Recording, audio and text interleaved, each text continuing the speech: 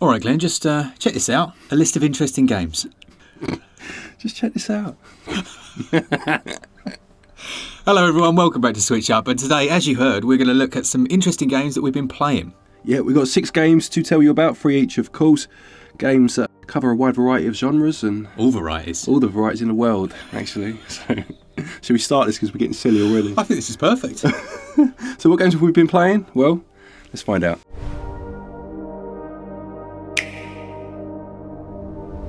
Okay, first up then, I'm going to start with one that I have literally just started. Well, I've just started it on Switch. Yep. He's already laughing because he saw how that went. Yep. And it's Metal Gear Solid 3 Snake Eater. Uh-huh. Now, I've played this on other platforms, and I've just started it on Switch, and it's got this really annoying bit at the start, as you saw, where I literally couldn't leave the first area. Yeah. If Mark wanted to ever prove to anyone that he's played games before, don't show them this game. Look, I'm willing to give this footage up because it is so bad. I literally spent about 10 minutes going in circles, climbed a tree, fell out of said tree, got my backpack, watched 24 minutes of cutscenes. Yep. Like, have you ever seen more cutscenes in a game than the Metal Gear Solid series? This is what I always say about Metal Gear, or Solid, I should say. They're very good games, don't get me wrong, and I've enjoyed them over the years. I played this one myself on the 3DS. Yeah. But the ratio of cutscene to gameplay at times is outrageous. I mean, I'm sure it balances out over the course of the whole game, but sometimes, like, so you picked your backpack up, and the fella flashes up on the screen, and he gives it all the big one, doesn't he? He gives it large. We must go, post haste. But then decides, did I tell you about the time I was posted to Brussels? It's going to take me precisely 18 minutes of scrolling through text to tell you all about it. It is, isn't it? It's like, rather than just say, press X to lie down. Yeah. It's like, press X to lie down, and then as you crawl for the grass, exposition. Yeah, huge chunk of exposition. Snake's sitting there like, come on, mate, I've got to... He's looking at me over there now, rifle in hand. I've got to get moving. No, wait. You must wait. I haven't finished my story. Flashback time. It's literally that. It's flashback the game. But no, in all seriousness, I've just finished, in the last episode we looked at Metal Gear Solid 2, Sons of Liberty. Yep. And I finished that last night. I didn't mind the ending. We were talking about Metal Gear and Hideo Kojima in general and why he's as popular as he is. And personally for me, it's because he's absolutely bonkers. Like, he goes off the rails. Like, I'm playing this game. The next thing I know, I'm dragging this woman through like flooded tunnels. And she's holding her breath listening to my heartbeat. I'm like, what is this? But I enjoy it because it keeps me interested rather than... And I will say, like you just said, the exposition I think does get a little bit less. Yeah. But then every now and then it goes absolutely ham. So at the end of this one, just before the final fight, I actually fell asleep to the cutscenes, woke up at like 1 a.m, and they were still going. Yeah. I was like, wow. Okay. And he didn't even notice you were asleep. No, he didn't. Kept on talking. He was fine. He was just shouting snake. No, I do like this one though. Free, like I say, I played it on the 3DS. I liked the change in obviously environment into that jungle setting. I thought that was quite clever to go Commando-esque almost. Yeah, it does. It's funny with the controls of these games because although they work, when you pick up this game after playing any other action or stealth game, it feels quite clunky.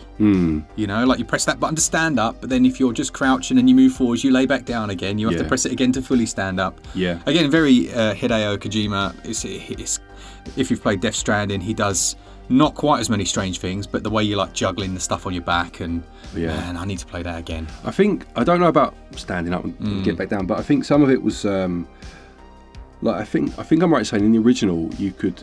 How you pressed the trigger would determine how high you raised your gun and things like that. Very true. Or how powerful a shot. Maybe I can't remember now, but I do think there was a bit of a nuance to what you were doing. Do you know what I mean? Yeah, it had analog support for exactly that. Yeah. So you could like release the trigger to lower the gun back down. That's right. Because that was one of my complaints, not being able to like put my weapon away properly.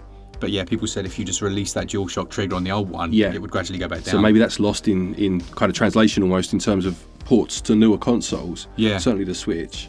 But to give him credit, there was a lot of nuance that maybe these days almost gets missed because of not playing it the way it was intended, Absolutely. And as much as we moan about these types of games, I have a lot of memories from the one I've just played that there are lots of games that we play that I forget instantly. Yeah. And it's very, I'm sorry to use a modern thing, but it's very meme worthy. Like every scene is like a joke. Like when you fight Fat Man on his rollerblades, it's like, what the hell is happening here? Yeah, really good games. So there's 4 minutes of us moaning about cutscenes. Yeah, it's about as long as the first cutscene, so that's all right. No, my first one then that I've been playing recently is Marvel Ultimate Alliance 3, which I think the tagline is it the Black Order or something like that? I can't remember now. Best order. For sure. But have you played any of these games at all? The Ultimate Alliance ones, are they like top down?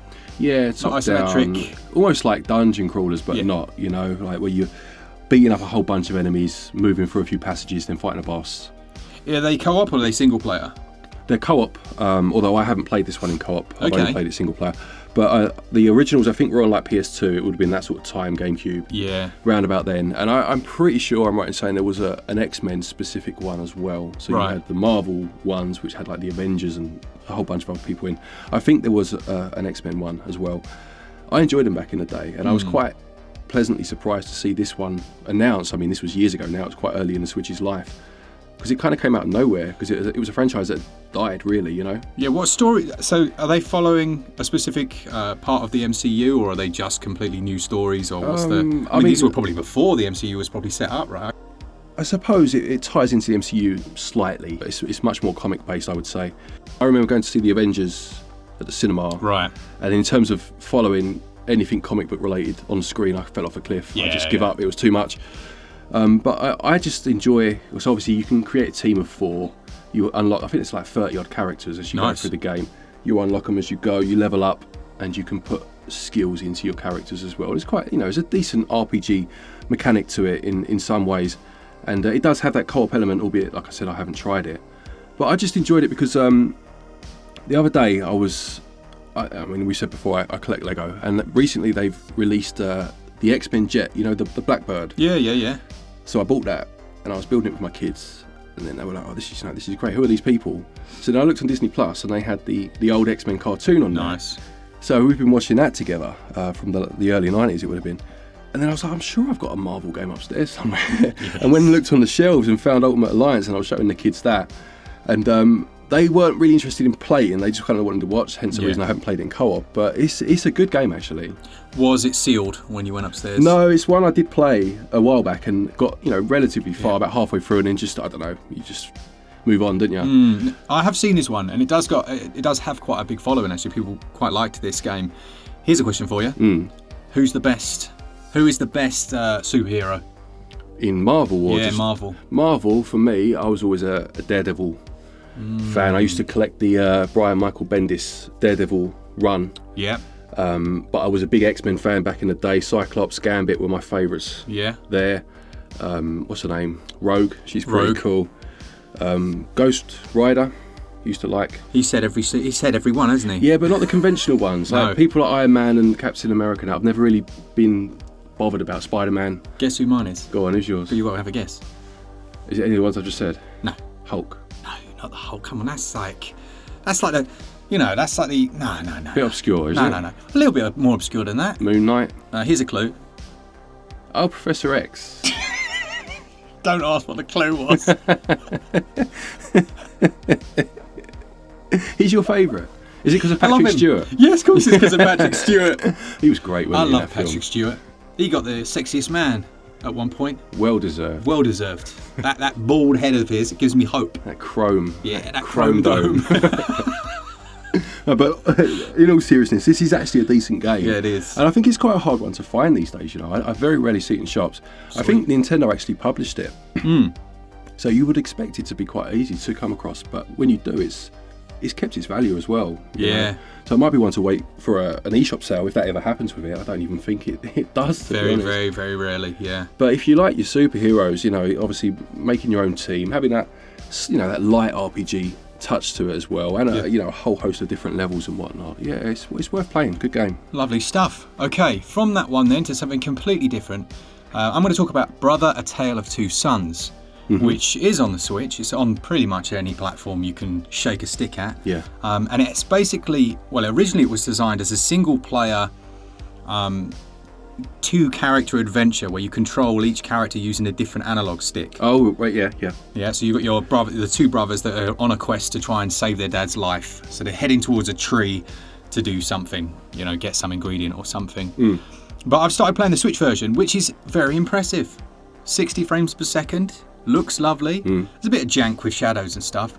But the actual core game, it's funny because it came up with a disclaimer saying the game was designed as a single player only, which you wouldn't think when you saw it. No, I thought it was like co-op was an intrinsic part of it. Yeah, no, it was intrinsically designed as a single player, 2-character game. Oh, okay. Which is weird. Yeah. Because you're doing those two things at the same time. And it's actually surprisingly easy to do the two things at the same time. I guess it's quite unique in that regard. But it's lovely. What I really enjoyed, and annoyingly I can't show it on the footage because my daughter and I are playing through this together. We played like the first hour and then I started capping like a fool. I should have done it earlier. But the first section, you're moving through the town and there's loads of little people that you can speak to. There's it's got a really good atmosphere. Like there's a little dog in a yard and one of the things is you're just trying to avoid it and stuff like that. And then there's a troll that helps throw you over a cliff and all of this stuff. It's very fairy tale. And then it gets a bit dark actually. We came across this guy whose house had obviously burnt down. And then there's a blanket on the ground with the corpses of essentially his wife and his kid. Right. Now my daughter's pretty grown up, so she was like, "Oh, that's terrible." And he was actually trying to hang himself from a tree. Wow. Okay. I didn't realise it was quite macabre as that. Yeah. But what I liked is, she just climbed straight up the tree and let him down. Oh, okay. She didn't even think about it. I was like, it's quite interesting to see human nature come out in games. Yeah. Yeah, for sure. I was like, well, she just flew up there. So we saved him, but that was a completely optional little extra. So you could not save him if you weren't quick enough? Yeah, or you just go the different route. Right, okay. Yeah, it was totally optional, which was really interesting. And then we kind of went down the path a little bit. There were some goats. We got on the goats and started riding. It has that real kind of childlike play feel to it at times. You're hopping over the mountain and stuff, and the goats take different routes. I have got footage for this. Yeah. And then from that, you then end up on this glider. And you have to shimmy along to steer it. So you're hanging off of it and you both shimmy to the left to go left. Honestly, my patience was tested here. We died so many times. But when you're playing with a kid and they find it hilarious. Yeah. So it's the fourth death in and you have to go all the way back to the start of this section. And then she's letting go of the button. And I'm like, I said to her, this is it now. It's your last go or I'm quitting. And then miracle of miracles, we make it through without any bother at all. And then you tie these two ropes to each other and you kind of swinging around. Interestingly, the little kid's able to carry the full body weight of his brother, which seems a bit unlikely. But yeah, really, really good co-op game. Probably one of the best co-op games I've ever played. And this is one you should play. Yeah, I think I might have bought this on the Wii U on sale, digitally I mean. I just never got around to playing it because I remember having it or owning it, but when you describe it, I've never played it. Definitely never played it. But I suppose you're saying it's made for single player. When you think about it, having that control scheme of left and right stick, it would make sense because you wouldn't do that otherwise, would you? And it is quite interesting, I suppose, if you do play it that way, how your brain would react to doing two different things at once. Yeah. So this I would describe for you as Troll and I, which you managed to finish get some enjoyment out of, but good. Okay, well, that does sound quite interesting then, to be fair. Might have to try that. Well, my next one, keeping the superhero theme going as it happens, I was playing Arkham Asylum the other day, which I hadn't played since the Xbox 360, I think, way back when. Yeah, I love this game. I really do love this game. I like City. I enjoyed Night. Not as much, I must say, but I enjoyed it. It's a bit too much Batmobile in that one for me. But Asylum is great game. It's almost a masterpiece for me. In terms of the premise, in terms of the execution, the voice acting, the characters, just everything. I think it's brilliant. That intro where you're walking him in is just gold, isn't it? It is, and it was the first Xbox 360 game I'd ever played because my mate Dave, who's written reviews for us before, he had one, I didn't. I had the Wii, I think, at the time, and he was like, have a look at this. And he put Arkham Asylum in, and watching that first scene where you're walking through the asylum having recaptured the Joker, I was like, what the hell, is this a film? This is unbelievable, Didn't I say that every good game has to start with a train ride, in air quotes? That's their version. Yeah. It's showing you the world, isn't it? It's building it up. Really good. Yeah, I love, we were talking about open worlds the other day, weren't we? And I think there'll be a third part to that series going out this week as it happens. And I mentioned in that I preferred the linearity of this one over, say, City, for example. And I think we briefly touched on there. It's as much as I loved City and kind of the grapple hook across the way and seeing the fights down below or hearing the conversations, you have so much more control as a developer when you keep things tight. Yeah. And I really did love the way that they kind of shepherded you through this crazy world and the battles that you fought and coming across these villains that obviously you'd put in there in the first place, and they all had their revenge plot towards you and what was going to happen, and I just thought it was fantastic. You know, it told a fantastic story. I think it got a bit silly towards the end, but I mean, it is a comic book game at the end of the day, isn't it? Do you know what I mean? But it holds up so well. I think it's a game that if you'd have told me it come out yesterday, I'd have believed you. You know? Yeah, I'd be interested to see what people think in the comments about linearity versus open, because I remember reading an article about a year ago that was saying that 5 years from now, 99% of games will be open world, and that's the way it should be. I can't remember key moments from many open world games, non-linear ones, you know, whereas linear titles, there's tons, you know. That curation adds a lot. It does. Yeah, if everything was open world, and you know, you just mentioned there about a story beat that you could have missed completely. Well, that's open world to a T, isn't it? Yeah. How much you could potentially miss, and that's a good thing in some ways. But when you've put that much effort into a story, you want people to see it, don't you? You know, I hope that's not the case. What you just said, I hope that doesn't happen. I'm sure it won't. Yeah. Humans need variety, right? Yeah, I reckon. All right, my last one then is a little known, I'd say almost unknown game called Twilight Survivors. Yep. Which we saw on the eShop, you saw on the upcoming, I think, Yep. and said, hey, that looks actually all right. Looks like Vampire Survivors.